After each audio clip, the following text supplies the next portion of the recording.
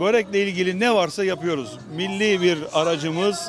Biz de gündem olsun. Tabii ki sevdiğimiz için tok böreği de yaptık. Aynı zamanda tok bana da çıktı söyleyeyim. Nasip oldu. Güzel bir çalışma oldu. İnsanların dikkatini çekiyor. Börekten her şeyi yapabiliriz demektir bu. Ben börekçi olduğum için bir deneme yaptım. Tabii çok uzun da sürdü. Yani şeklini tam benzetmeye çalıştık.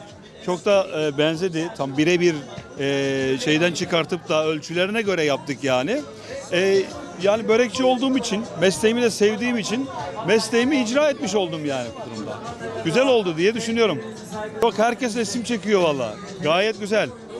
Giden börek 2015 yılında yaptık. O zaman işte Felix vardı uzaydan atlayan. Ona özenerek yaptık. Yani uzaya giden böreği saklıyoruz. Bursa'dan göndermiştik yine.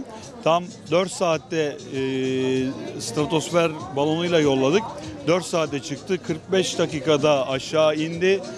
Attığımız yer ile düştüğü yer arasında tam 95 kilometre var. İnegöl'ün Kurşunlu köyüne düştü. Yani içine koyduk, GPS cihazı koyduk, kameralar koyduk, çekimlerini yaptık. Ve uzaya giden böreği bu şekilde sergiliyoruz.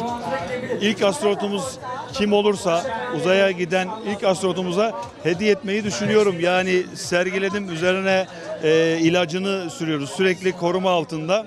Bizim için de çok özel bir anı bu böreğimiz. Öyle.